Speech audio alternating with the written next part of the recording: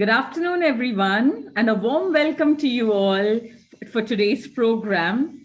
Today is really interesting because we have something different for a change. Rather than just discussing something, that we have had on before, what we're going to do this time is look at actionable initiatives which people have done, real people have done, people amongst us, which has helped in changing society. And I think that is important because while we talk about role models in different parts of the world, it is very important to also have role models amongst us because that will make a difference. So, once again, a warm welcome to the S Factor talk show with me, Samira Fernandez, and Shekhar Vijayan, both of us enigmatic personalities who are all set to change the world and ensure that all positive people who are really doing their best ensure that we help them get the community along with them. So, the topic we have selected for today is the sustainability dilemma in the new normal. Although we all speak about sustainability, we should admit that so much has changed during this pandemic. And what we defined and termed as sustainability before is totally different from what it is now. So, without further ado, let me just quickly welcome our guest speakers for this function for today's talk show.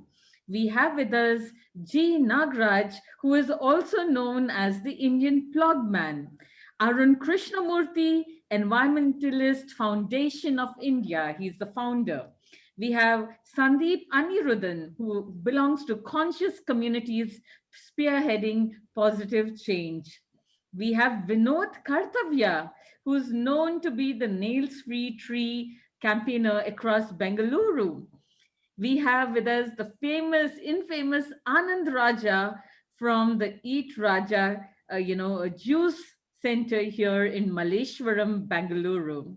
And I also have a proud privilege of introducing one of our own student from St. Francis College, Gunashekar, who is such an enigmatic personality, does so much to change the world. And once again, a warm welcome to you and over to you, Shaker. Thank you, Samira. Thank you, Samira. And before we get started, I would like everybody to come on video because it's fun to watch everybody on video rather than listening to our voices. So we've got Sandeep, we've got Vinod, we've got Gunashekar, we've got Khushbu, we've got Raj. I'll be announcing the names until all of you come on video, and Samira and Shekhar, of course. So if you could all come on video, it'll be nice. It'd be nice to see all your wonderful faces on this Saturday afternoon as we talk at 4:11 in the afternoon. So let's make it happen.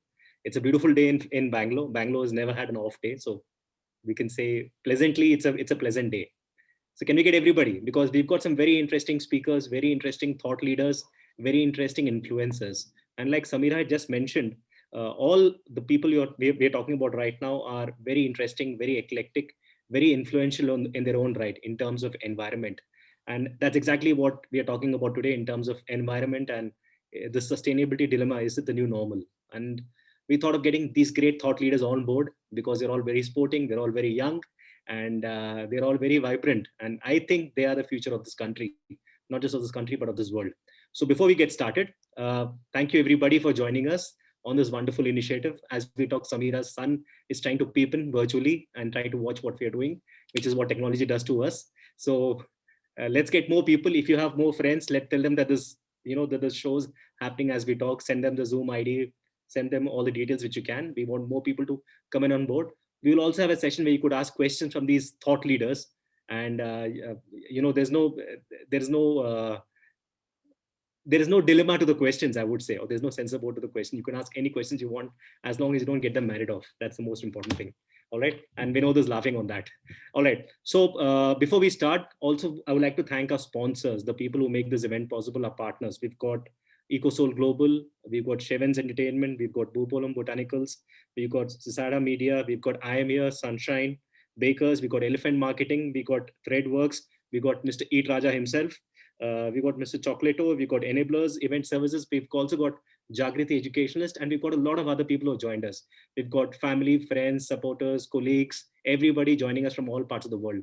So if you're talking today, you're going to be hearing people who are listening in from London, US, Australia, Saudi Arabia, India, and every part. All right. And that's how it's going to be. Our message board is also active, so you can put any questions you have on the board, but it would be nice if all of you could, come in on video. Now, before we start, we've also got Nagraj here. We've also got Nagraj, we've got Sandeep, and we've got a whole lot of interesting people as we talk. Let me just mute everything on my phone because technology tries to play truant at times. And just give me a sec. So we've got Nagraj, we've got Arun, we've got Sandeep, we've got Vinod, we've got Anand, we've got Gunashekar, who's from college, and we saw his lovely videos. We've also got Samira, and we've got Shekhar Vijayan. And like I said earlier, it's going to be a very interesting next 1 hour.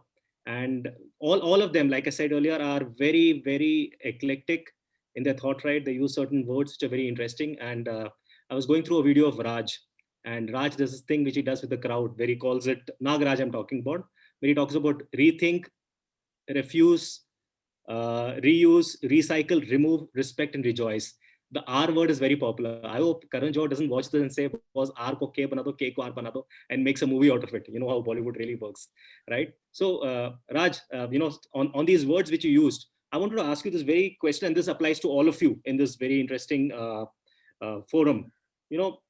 How was your initiative, Raj? Not just your initiative, but everybody's initiative worked during this pandemic, and how have you managed to sustain itself in the new normal? Nag, we can start with you and then everybody can take it forward. Nag, you're on mute.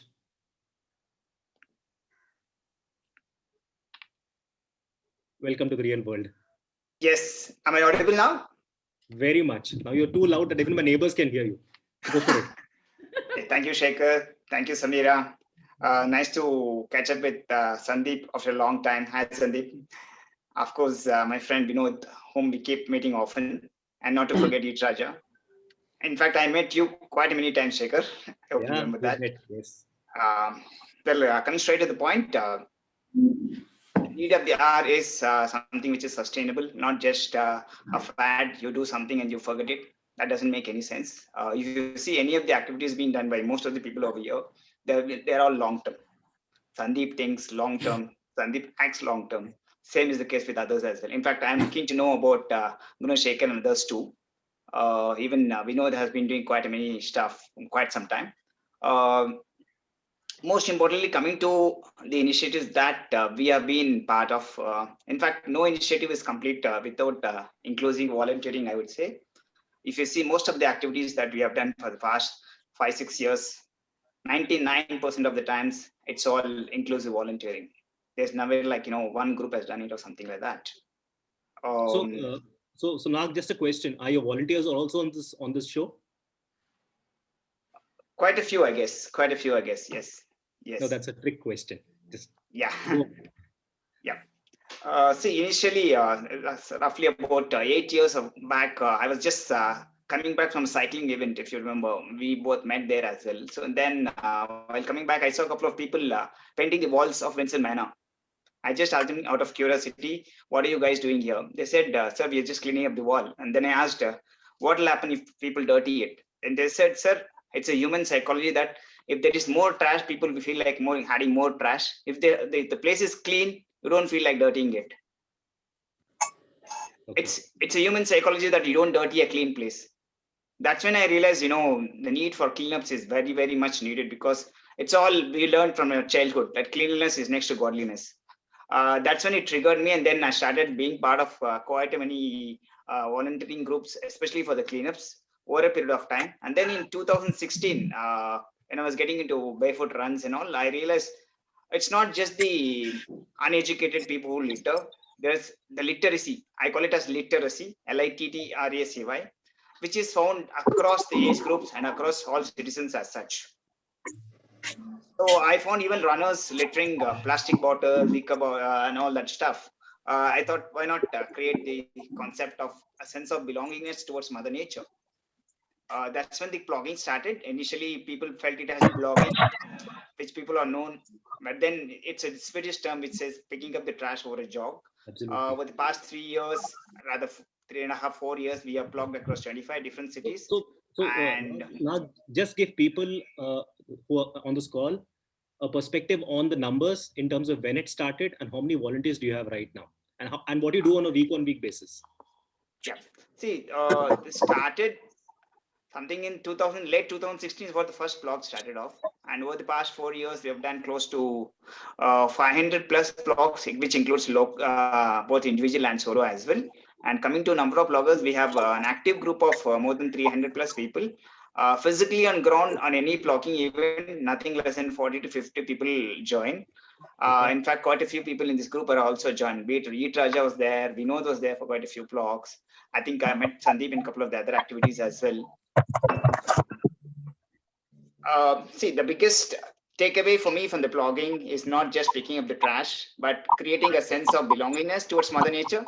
We're not here to pick up somebody else's trash. We are here to sensitize people to give up single-use disposables, to start being a bit more sustainable in their own lifestyle.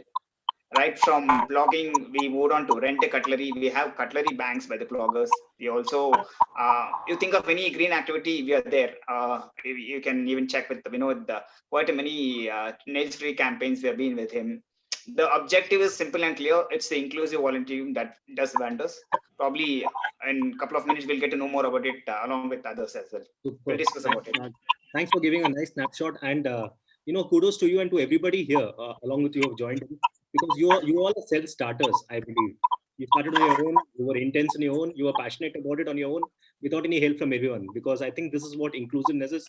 This is what leadership is at a certain level. Thank you for that. Nag, I'll come back to you on that thought. Sure. We also got Travel Raja here, and it's so apt that he's got the environment right behind him because he does so much for the environment.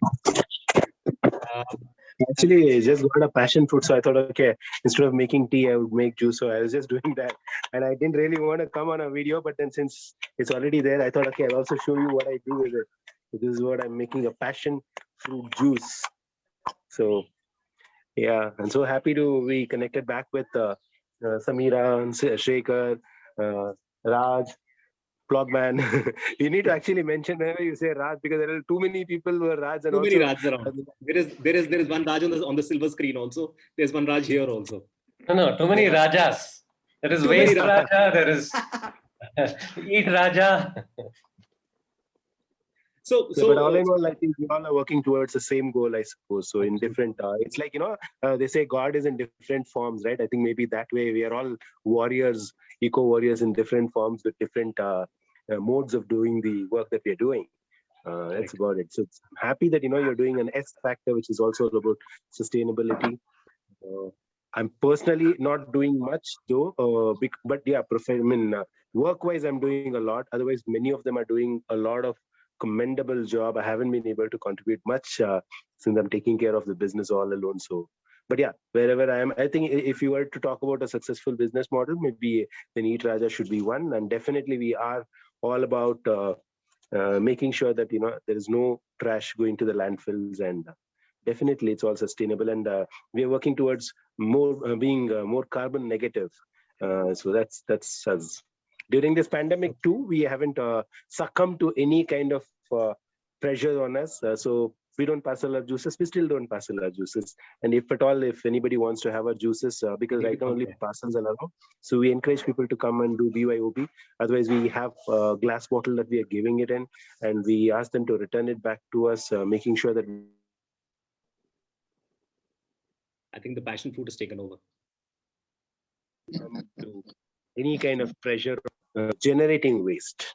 So tell us this very quickly. Where is your juice center located so that everybody knows it and they can come down there? Tell us the location. Right now, only the Malleshwaram one is open, and we also have another one at Vivipuram. Shortly, it should open, maybe Monday, Tuesday types. Depends. That apart, we have in Vijayawada. But in Bangalore, Malleshwaram is the first one, and that's where I think if they think of Eat Raja, it has to be Malleshwaram. That's where a lot of Francis students also have come to do internship. A good lot of them. So I'm so happy to be connected back with Samira. They have been sending amazing students to do some really project works as well. Nice. I think it's an inclusive activity, and thank you, Chief, for doing what you're doing. I think you've been a self-starter and a Taurian at that. I know you're a Taurian, and you've been doing this on your own. This is your family business, which started off, and then you totally changed it. But then, yeah, I think I've managed to make it a very sensational one. We love your spirit. We love your spirit. Thank you for that. And we've also got Sandeep here. Sandeep, tell us a bit during this pandemic. How you sustained yourself in terms of the initiatives you have, and have you adjusted yourself to this new normal, like everybody says? Yeah, the shortest answer is nothing's changed, because most of my initiatives are largely virtual communities which do offline activities. I actually started on this journey in 2016 as a way to have discussions on sustainability, because our education system is totally broken. Over a period of 15 to 20 years, we are conditioned and programmed to accept the modern world, which is like what you see, business as usual, industrialization, consumerism. So then we get conditioned to think this is all right and nobody questions anything. That is what people are today, right? Everybody is okay with it. So we get desensitized. So we needed to crack that bit here in the head, like, okay, this is not acceptable. This is not normal. What we're doing is very artificial. This is not how the world is really. So how do you do that when, we program and indoctrinate millions of children every year who come out and live this life the way it is? So I figured we had to crack it in some way. The education system is gone. So, I mean, of course, it's trying its reform now. The new education policy is coming. But otherwise, I figured the only way you could crack it is as communities. When we were sustainable in earlier generations, community was a strong bond. In fact, all our learning used to happen as communities. Children used to grow up in communities. Therefore, they used to understand their community. They used to understand their culture, their environment, their trees, their soil. So they used to understand people were connected. Therefore, they used to notice if there were any changes. Today, the problem is children grow up in a prison called school. We sit in classrooms. We're completely disconnected from the real world. After 15 to 20 years of living in this unreal classroom, we're suddenly out in the real world. But by then, we are so conditioned not to notice anything. Therefore, we are not aware, So that is how the idea of the communities came about. And we started having discussions just like this. Every month, we used to have real live workshops, seminars. We used to do outbound trips to understand nature, things like that. And slowly it evolved. I think I'm running about 9 communities now in various things. It started as sustainability. Then we realized, okay, we understand sustainability now. That is how to question it to the basics, everything. And then how do you take action? So we started having focus groups, one on water security, one on natural farming, one on city governance, for instance, one on mobility, because in every area of our life, we need sustainability. It's not about one thing. So if you ask me, in 2013 is when I quit conventional life. I decided not to earn, because you see, the point is every choice we make in our everyday life has a life cycle impact. So if you're drinking water, the water comes from a river 100 kilometers away. Now, the life cycle impact of the drop of water is you're spending energy to bring the water all the way from Kaveri till here. You have an extensive pipeline built with mineral extracts and all kinds of stuff. You're spending energy, which is electricity, to bring it all the way. And there's 50% wastage, which means for every drop that you're drinking of Kaveri water, 1 drop goes waste on its way. So, and then because of this decision of having Kaveri water being shipped to Bangalore, which is imported to Bangalore, we destroyed our 2000 lakes in Bangalore. Okay. I like the word you imported to Bangalore. Correct. So because of that, what have we done? We decided not to care for the 2000 lakes we had in Bangalore. We have about 100 left. So you see, one decision has so much impact. So similarly, if you travel down in a day, the water you drink, the toothpaste you use, the toothbrush you use, the clothes you wear, how we travel by bus or auto or car or bike, or the food we eat, what are we putting into us? Each of those decisions have a life cycle impact. One of the biggest impacts I realize is that we have to do a job. When we do a job, we have to earn money. And in that process, we have so much impact on the planet, because You have to earn money, therefore your business should make money, which means your business has to extract resources, it has to modify resources, it has to consume energy, it has to do all kinds of shit. Just because you think, oh, I have to have a living, and but then it has such a tremendous impact on the planet, society, everything. So I decided I'll not work. So from 2013 onwards, I've been jobless, which means already I reduced 90% of the impact on my impact, my personal impact on the planet. I don't have to commute every day. I don't have to earn and spend money. I don't have to do a whole lot of things. So, which is why I see I have become very resilient in that sense. I live a resilient, low impact life. I live very minimalist. I don't spend money. There's a family which takes care of me. So there's no additional impact in terms of my existence on the planet to a large extent. So I live a resilient lifestyle. Therefore, the COVID lockdown has not impacted me. It is that resilient, my lifestyle, So if every one of us becomes resilient in our lifestyles in that sense, then we'll have very little impact on the planet. Don't you think? Thank you. Thank you. I think that is a very, very interesting perspective. Now, to tell you more about this, I think Samira wants to ask a few questions. Samira, all Sure. yours. Yeah, so I think I'm really keen to know. We have a student with us, Gunashekar, who spends most of his free time, supporting the community, and it really fascinates me because I believe one is if students do that, they play a major role in impacting and also influencing others. So Guna, I want to ask you, first of all, I'm so thrilled that you are here with us. I've seen you in the college and you've been absolutely amazing. Guna, what really inspires you? You have a whole day of studies and homework and many other things. Can you tell us what are some of the initiatives you're currently doing and what inspires you to take it forward? So, hello everyone, good afternoon, and this is Gunashekar, and it's a great opportunity to meet my dear friends who are also doing some volunteering services and bringing some good impact in this community and bring some good to the community. So, basically, I'm just a student of a college, but more than that, I'm a COVID warrior. From the first wave of the COVID-19 pandemic, I've been working in association with the government of Karnataka as well as the BBMP. So it feels somewhat to myself itself like this is a time where the community as well as the people require help from me. So where putting my life into risk and taking safety precautions to myself and going and working and giving some good positive impacts to the society, giving them good courage, fulfilling their courage. So, like the work what I do right now from the beginning is like I was posted into a home quarantine squad, giving as a ward in charge for a particular. As you all know, that a ward includes many radius of kilometers where there are almost thousands and thousands of people living there.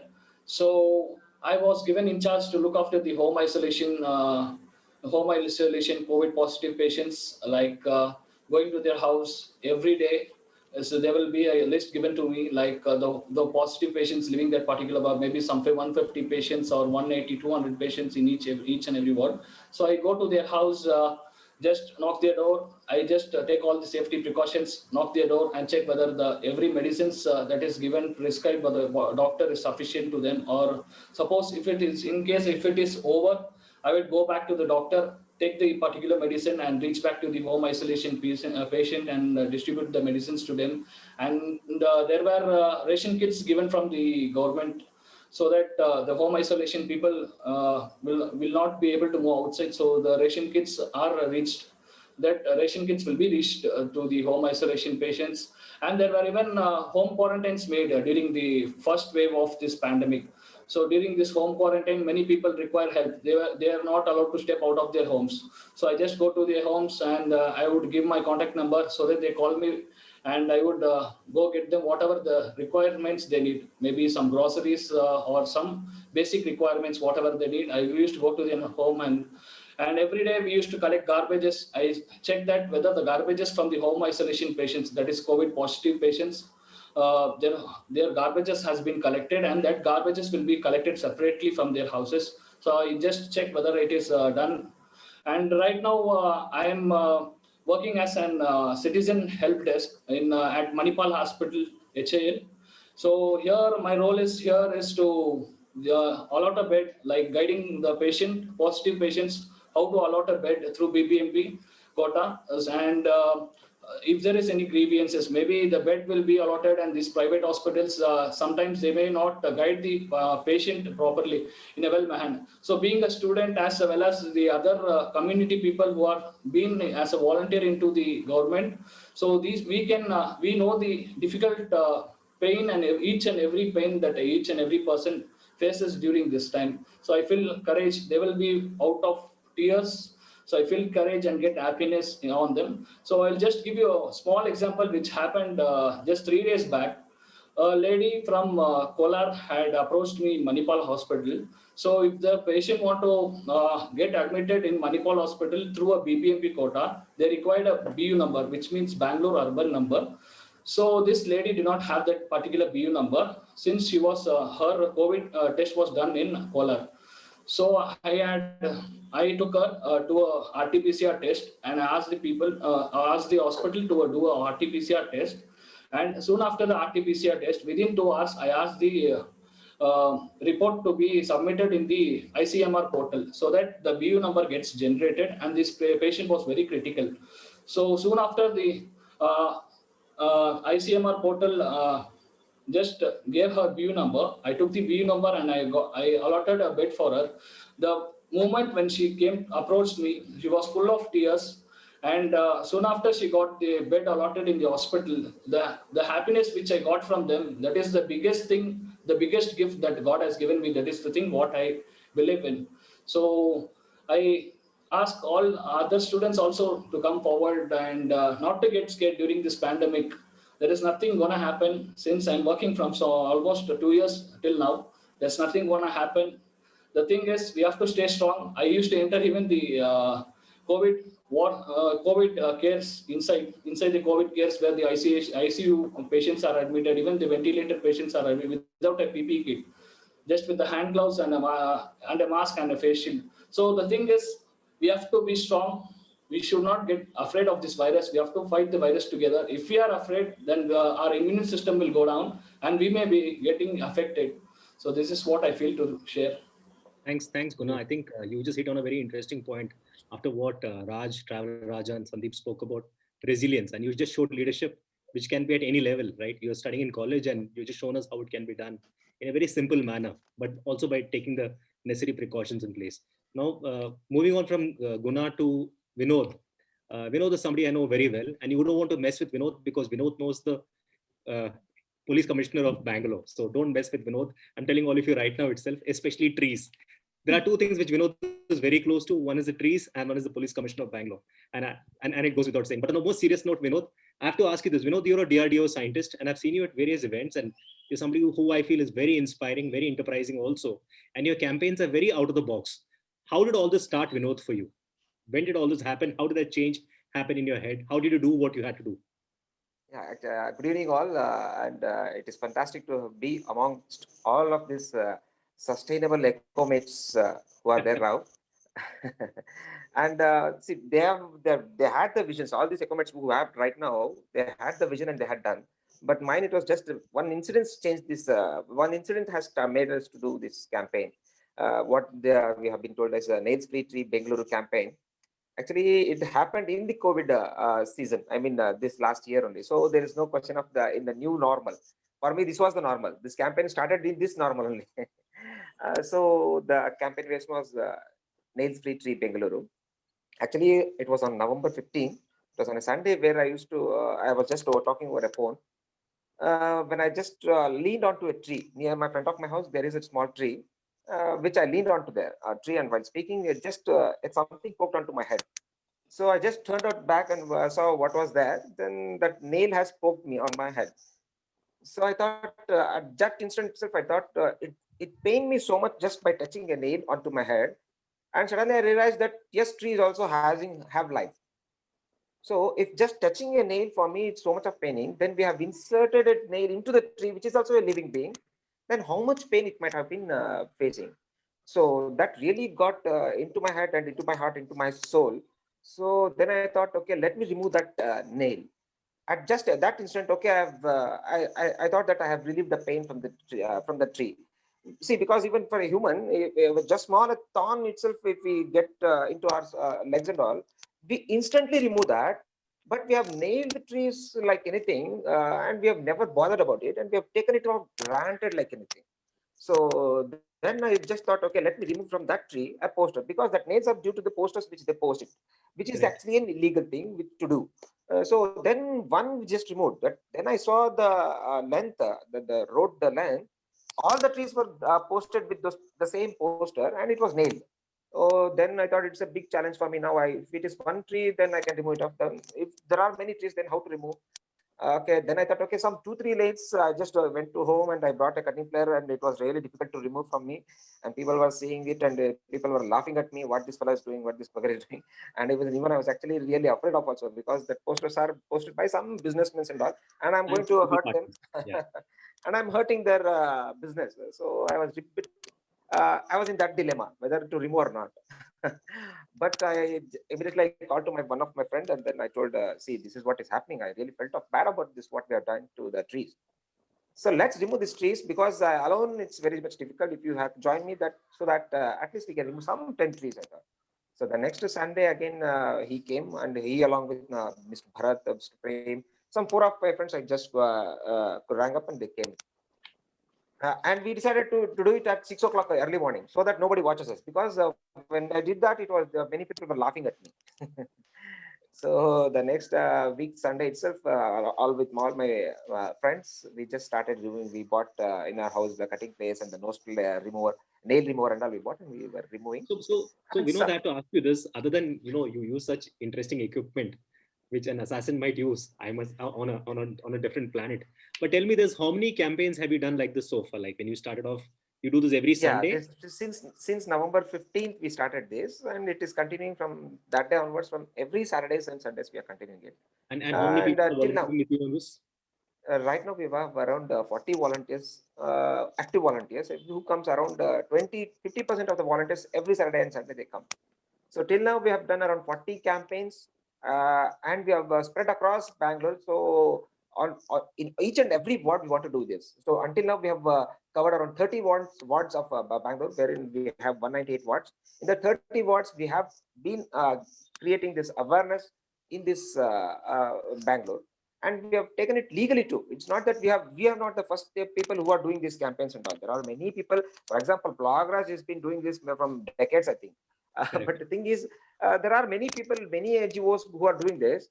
The difference only which made from us and theirs was maybe that name, that catchy name. Earlier and all, it was Kill Bill or removal of bill, removal of posters. Those things. So there was, I think, this sentiment attached to the tree, that removal of nail, that is the pain removal. So that catchy word went on viral, I assume. And the other thing is, we went on legally. Many people do not know that what they are doing is illegal. Who were posting onto the poster, it was illegal. There are many acts, laws in Bangalore, which, if not even in Bangalore, it is in Karnataka, where they cannot do this. And who does it, they do not know. And people, normal citizens, we do not know. And even authorities do not bother about it. So I can explain you later also. Thank you, Vinod. Vinod, I have to also tell you this. Vinod also goes by this philosophy where he says education is the only solution for all social evil. And in a way, Vinod is actually educating the rest of the world on this platform about what the Nail Free Tree campaign is about. Now, talking about education, we have an educationalist here who wants to ask a question. Samira, all yours. So I want to ask a question to all of you. And my question is, each of you, when I read about what you all have done, one is it really fascinated me. So I just want to know what really inspired you. What or who inspired you is number one. And the second part is, there are a lot of people who are watching the show. It's going to go to a lot of companies and everything. If you have one ask, what would it be? I would like to start by asking, Raj, Nagraj, if you could start. So once again, in one line, who or what inspired you for this creative campaign and sustainable initiative? And the second part of the question, if you have one ask, to anyone, the government, the media, the corporates, or the people, the community at large, what would it be? So, Nagraj, indirectly, she's saying keep it short and sweet. Yes, yes, Over to you. absolutely. Yeah. Who inspired me? Well, it's just a common man. That one volunteer who was cleaning the wall has inspired me. No big people as such. And secondly, my daughter. The day she was born, that is in 2012 December, I realized, apart from whatever I'm doing for my bread and butter, I would say vegan butter, I would be committed to the environment equally. So that's one of the reasons why I kept her name as Avni, which means Mother Earth. Oh, in fact, she joins for most of the events. She joins in all the videos too. Yeah. Secondly, the simple and short message probably I would say is change is just around the corner. Be the change you wish to see. Join any group, join any activity of your choice. Do what your heart says, and your job is done. That's it. Beautiful. Thanks. Beautiful. Thank I think to the point, and it makes sense. And I think for all those out here who would like to be a part of anything, as you know, Nagraj is G Nagraj, if you want to check him out, and on any of the social media platforms. And he is India's plogman. So it's not just Bangalore, he's gone across different cities. So please follow him and see how you can support him. Really interesting. I would now like to move on to Sandeep. Sandeep, go ahead. What inspired me? Well, okay. You don't have to get psyched about this, but frankly, it was when I watched someone pass away. It was my father. He died right in front of my eyes. He was breathing. He stopped breathing.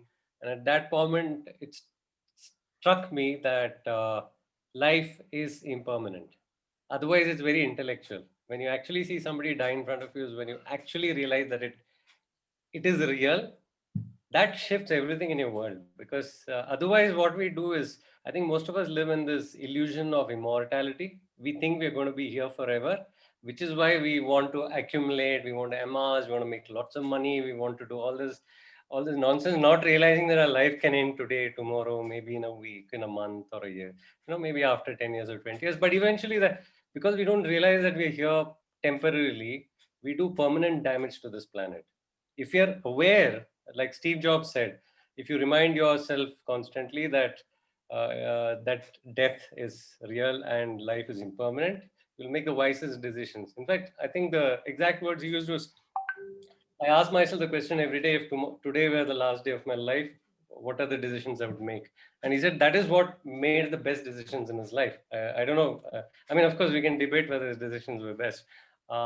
Yeah. And if you were to ask, and that's what got me thinking about everything else. I could, unplug from this conventional life of making money, of consumerism and all that, because I realized, okay, this is impermanent. I don't have to devote my entire life, my morning till evening till night, to this activity. It doesn't make sense, because it's not going to be here forever. But then I started looking outwards more and connecting with the rest of life. And I realized there's far more valuable things on this planet. There is a planet, number one, which we are so totally disconnected from. So then I started connecting with that. Then I started thinking about what is more valuable. And then I realized we're destroying it. We have to do something to save it, because otherwise we shouldn't be actually like what Shekhar was saying, we shouldn't be getting married.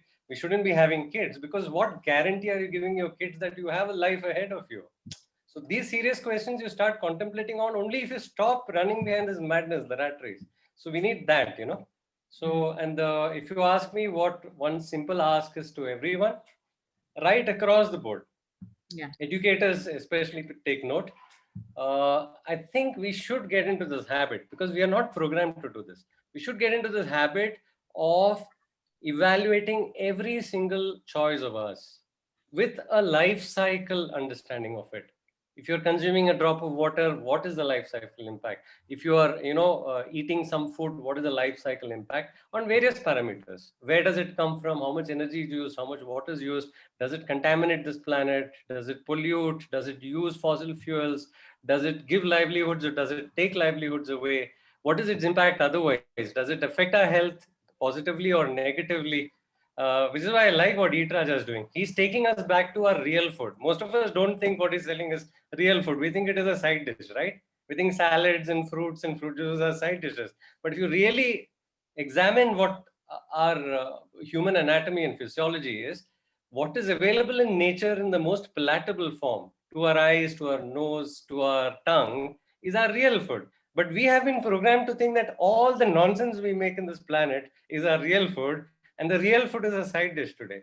So that's how badly we're broken. So I think we have to get into this habit of understanding every choice of ours with a life cycle view. And that, unfortunately, today's education system is not preparing us. I mean, I'm not blaming the present day educationists. This is a system designed 200 or 300 years odd ago when industrialization started to create slaves for industries. The exact system. You're right. So this is not a system that is designed to create thinking individuals. The education system is not a system designed to create citizens, which is even more harmful, you know. So this is a system that's designed only to create thought slaves and consumerists. So hopefully the education system will shift. But until then, I think education is what you can do is tell your wards, tell your students to spend less time in the classrooms and go out and see the real world. This will be a great thing. And I think the rest can take off from there. Thank you so Thanks. much, Just Sandeep. Truly answered our next question. Truly Yeah. insightful and rational. Anand Raja, let me pass it on to you. So you know you have the only So first sustainable zero waste juice bar in Malleshwaram. Tell us more. So what inspired me was obviously, the suffocation of visual pollution, and I couldn't bear it. I couldn't see so much of garbage being thrown, and why isn't anybody doing anything about it? Because half the time, at that time, I was a radio jockey, so it's very easy to talk about it and keep talking about it. Then I said, like, you got to get into action mode and show that, things can be done. And I got an opportunity to do that with my own shop, and my dad passed away. So I said, okay, so let's say, goodbye to all disposables, and that's how we started. We said, like, even if we like how Sunny, Sandeep has given up on everything and he's just going and living a minimalistic life. But for me, it was very difficult. But then I said, like, I will live with lesser money. I mean, not necessary that I have to make like lakhs of rupees.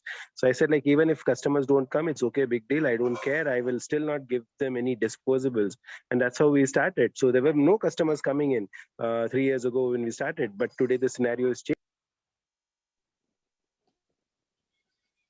Everything that we do are it has to have some like somebody sent me this dragon fruit sapling, and the way how they sent it is they sent it in a coconut shell, and that's how I think we bring changes. So whoever sent it, he knew that if you were to send it in a plastic cover, probably he might not like it. So the change was important to come, but for that somebody had to work.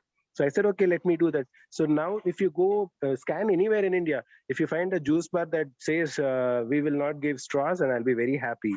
Unfortunately, I'm the only one, I suppose, and I hope there are more such cafes coming where we don't give even tissues. So even if you ask, we won't give tissues. We have never sold a single pet water bottle. So I only said, like, okay, whatever I can do from business side, because running a business, like how Raj also says, we all need to live, we need to earn to run our families too. So I said, okay, but I don't need to run it the way how everybody else is doing by causing harm to nature. So if I were to ask someone that one thing, what they have to do is just take care of it, be responsible for the waste you generate. It all depends with every single human being. So if you decide to throw, then that's where the job of Clogman comes into the picture. And that's where Sandeep Anirudhan, I mean, probably he would have lived in the city and probably working because of all these people throwing things. He's so fed up, like, I don't want to be part of this mess. And he's trying to find alternate solutions to it.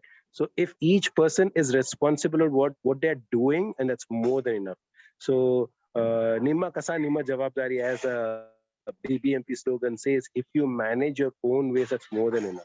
You can choose to say no. So that's why at our cafe, we say we will never give disposables. If you want, if you really like our juices, get your own bottles and bring your own bottle and take it and go. We haven't stopped anybody. So we go on with that. For the last 3 years, we've been doing, and touch wood, I hope I continue to do it as long as I can. Now people are changing. They come with bottles. They come with hankies. So the change is going to happen. I don't think we'll ever be giving jobs to blog man, because he's doing some commendable work. Because he's picking it up, many people are still throwing it, and I don't know when people are going to learn a lesson from that, not to throw. Not to Thanks. Thank you so much. This is I so think that's a very collaborative. strong message that you have put across.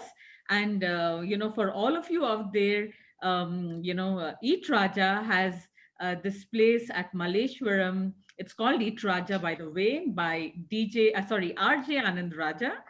And please go and visit it, because, even if you check out some of the videos online, very beautiful to see your fruit shells and other fruits, where your drinks are served. Amazing to watch. The feeling is so of one of fulfillment when you see such sustainable initiatives being put to use and practice.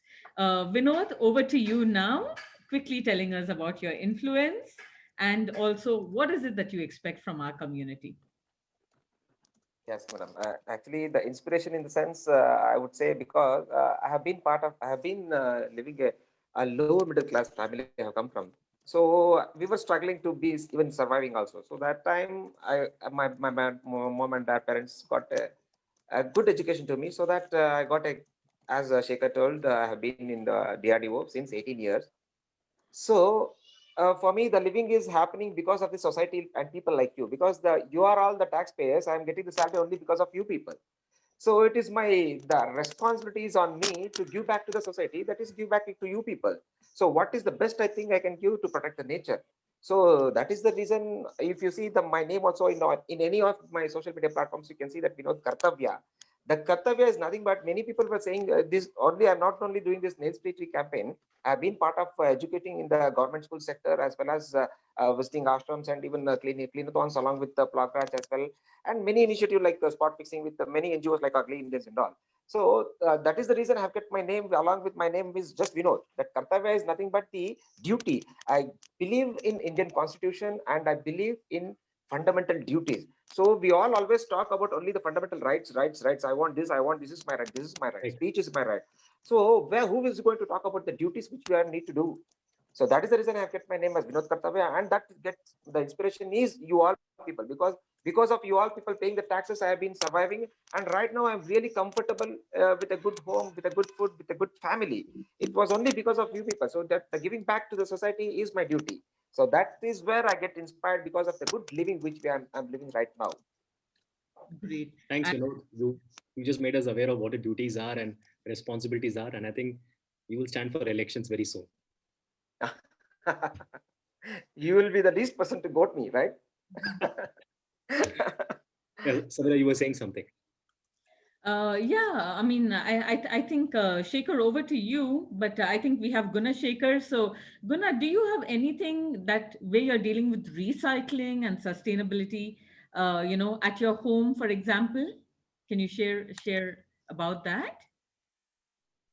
So, ma'am, had been watching many videos, like even Eat Raja sir's videos also on Instagram. I do follow him, and I do watch other economists video where environmentalist video where they used to collect all these vegetable waste that comes out of the kitchen, and so I'm now not much aware of this terrace gardening. So I gone through these types of terrace gardenings where they use all these vegetable beds in which they procure all the manure and to grow some plants, some vegetable plants. So now I started from the day the lockdown started. So I started like collecting all this kitchen waste at my own house itself, and taking it to the terrace and drying it for some time in the hot sun. And I even learned how to procure a manure through all those vegetable wastes. And now I have started planting some corianders, and some chilies, some tomatoes, and even some onion plants. So this all inspires me through my parents. So the pain of the people inspired me as well, and even the environmentalists who always work towards saving our earth. getting good oxygen to the people and to the community. So this is all the initiatives that I have started doing. So hope I do more in the future, man. Thank you, Guna. Guna, so we got a very interesting perspective from all our panelists, and I think they're almost like the Avengers, and I've got an activity around that because when you were talking, I was thinking of the Avengers in my head. But we also have a question from Subhatra, who's logged in from London, and she has a question: where does all the dead bodies, animals, humans go? Where are they disposed? And I think Sandeep has already replied to her. Subhatra, dead bodies are organic waste; they're not a problem. He's given his own perspective on it, and yeah. And Samira's laughing because Subhatra is Samira's sister, so it's all in the family. Yeah, but fundamentally, organic waste is not a problem. Why is Plog Raja having to fight so hard? What is the message Eat Raja is sending? That we will not create plastic waste. We will not create non-recyclable waste, right? Whereas organic waste of any kind, be it plant, be it animal bodies or whatever, we are part of the life cycle. It's a biological cycle of life, and we come from dirt, we go back to dirt. There's no problem with natural stuff. It's the things that human beings make that is a problem, because we disrupt the cycle of nature, and we imbalance nature. And also, I mean, you can call it aesthetics. Either way you look at it, what breaks down is not a problem. It's the things that don't break down. The plastics accumulate in our water cycle, and it goes and lands up in the oceans. Now we have islands of plastic, and all the marine life is actually ingesting all that plastic. We are actually ingesting. Most of you are not aware. People who eat fish are actually consuming a lot of plastic, because fish are eating a lot of plastic. There's microplastics everywhere.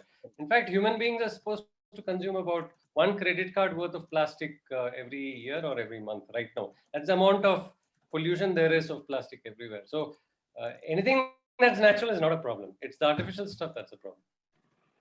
Thanks, Sandeep. This is a question to everybody. If any one of you have a question, you can ask our wonderful panelists. I'm sure they're ready to answer. So if you have got a question for Travel Raja, Eat Raja, Travel Raja, Urf Eat Raja, whether you got a question for Nag, you got a question for Sandeep, Gunashekhar, or please go ahead and ask. And yeah, if you have a question for them right now, any one of you. I have a question or a suggestion. Why not we have, instead of statues, we have tree parks or gardens and a small statue in between? Why not all of us who think that tomorrow belongs to nature and protecting nature put forth this suggestion to the government, saying that instead of statues, make parks, make gardens, and make spaces that live forever. Then again, instead of planting ornamental trees, why not plant fruit trees? They will feed the birds and the animals and the people.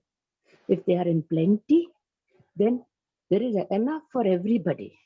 They won't be stealing, they won't be mauling of the trees. So instead of these ornamental trees, plant fruit trees, medicinal trees, maybe valuable trees like sandalwood, which will generate economic returns for the government and for the people. Why not do that? Why not put forth this idea? Thank you, ma'am. I think it's a wonderful suggestion. Hopefully the government is listening. If not the government, the policy makers are right here. I call them the future policy makers because they are the future. But if any one of you want to answer Nirmala ma'am, please go ahead. Yeah. Yes, ma'am. Actually, Nirmala ma'am, what you have suggested is a fantastic idea. Actually, I don't think so. Government has been in the backseat with what you have suggested already. If you observe in the cities, especially in Bangalore, what I have observed is there are many open places where it has been converted to a park. And people and many NGOs also have come up with, like, for example, if you go to Vasantnagar also, they have created one mini forest. In fact, they have created a lung space. Like that, there are many, even in JP Nagar also, we have, I think, Plog Raj may be knowing, they have created one lung space there also. It's not only government, even the, I mean, right now, in past recent 5 years or so, we have been agitated. The city has been agitated for lung space creations, and many people like, let's say, Eat Raja, Plog Raj, they've all been working towards the creation of these parks and all. Right now, in Bangalore, I think they have. See, earlier it was very. If you see the old pictures of the Bangalore, you will be getting in the Google pictures and all. If the top view of the Bangalore, if you see from the past 50 years and right now, you can see major trees have been triplicated, or maybe it may be around 50 times more than trees which we had for past 50 years. If you go and see the video, I mean drone view, if you see, that is really true. And number of, even in numbers also, we have been increased. But the thing is that at the same time, the pollution level has increased much more than the ratio of the increases of the trees cover or the park covers. So that is the problem. Human density has increased. I need to disagree with you on that. See, if you look at the IISc published satellite maps from 1970 till now, in 1970 we had 70% tree cover. Bangalore I'm talking of, okay? 70%. Do you know what the tree cover today of Bangalore is? Huh. How much is it? No, I do not know. I'm just visual pictures. No, you spoke about all that, so I'm correcting you. Anybody in the group can take a guess. What is the tree cover today? Percentage of Bangalore. And we're talking of only 50 years. 1970, 80, 90, 100, 110, 120. It's 50 years right in front of your eyes. Take a guess how much the tree cover of Bangalore today is. 20%. 5%. Okay, somebody said 20, somebody said 5. 10%, Okay. maybe give another 5 more. 3%, okay. Any other guesses? Be a little generous, come on. Okay, right now it is 3%. 3%. Okay, I told you it was almost there. It's come down from 70% to 3%, and we know you are claiming that we have increased thrice. That means 70% should have become 140, no, 210% today. It's actually 3%. So when I come on one holiday, it will be 1%, I think. Vinod, I don't mean any offense. What I'm trying to highlight Yes, yes, larger I problem. understand, sir. Oh my Lord. No, actually, what larger I mean problem to say is, no, wait, I'll tell you what the larger problem is. Good In fact, gracious. what Nirmala was asking is a very valid question. Why are things like this? Please. Okay. And Nirmala, things are like this because even among the well-intentioned, our awareness is so low. You get it? So why does this happen? And I'm going back to education because our schooling cuts us off from the real world. You know, there is this term used, no? You finish your school, college, and then you come into the real world. That is an actual real statement because we are not in the real world. Our students are kept in such blindness. And tell me, if somebody is conditioned to be in blindness for 15 years, 20 years, do you think we can uncondition ourselves immediately? No. It'll take us an entire lifetime to uncondition ourselves, which is why mostly people are in their late 40s and 50s by the time they realize, oh shit, this world is messed up. Because till then, they are not aware of the real world. So which is what we see, we need essential abilities among our citizens. One is to observe, which is fully lacking. Next is to question, which is fully lacking. Next is to actually become a citizen, which is today's government is what? It is a democracy, right? In a democracy, who's the boss? We. Are you sure? I feel so. So Nirmala, sure. if Nirmala is sure that Nirmala is the boss in today's democracy, why should she ask, why aren't we doing this? She's the boss, she can take a decision. Yeah. Come on, Nirmala. So Sandeep, I think you have put a very important point here. I'm only making some points, Nirmala. Let's not argue about it. I'm just making some points. Later you can come back to me. So what I'm saying is, this sense of empowerment is not there in our citizens. That we are the boss, we can change things, we can do this. Okay. Fourth, I'll come down to one of our not directive principles, our citizenship duties under our constitution. Okay. Article 51AG, which is a citizenship duty of ours, very clearly says we have to take care of our environment, we have to take care of our all living beings, we have to have empathy and sympathy to everything. Okay. How many of us are, forget about whether we're doing it. How many of our educated citizens, forget about the uneducated ones also. Samira, the ones who are going through your college or school, whatever, how many of them are aware of this constitutional duty? Just answer this question. I'm just making a point. Maybe they are, maybe they're not. But wider point I'm making is all of these things. I agree with you is exactly on your point. And what I would like to agree with you is that is the issue. And that is why the S factor. No. With that, one all these are the issues. with And everyone Nirmala, to ensure that we are all working together on this. And I would like to end by telling you just one thing, where I would like to ask each and every one here. There is a reason we have G. Nagraj, Arun Krishnamurthy, Sandeep Anirudhan, Vinod Kartavya, Anand Raja, and Gunashekar with us today for this talk show. There is a reason, so that all of us as one collective community pledge and say, if we are at home, we will take care and see how we can do whatever is possible in our hands to look at sustainability. Just like what Sandeep has done. It was so unfortunate that it was an eye opener, a very sad eye opener. But perhaps we don't all, we don't need to be that unfortunate. Maybe this is a place where we can pledge and say, let us work together. On that note, my dear friends, we're also running out on time.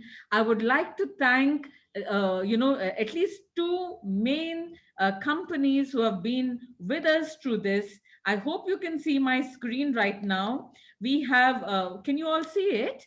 We have Bhupalam Botanicals. And I need to tell you that they are completely into nature, wellness, and nature, and they promote it to the larger community.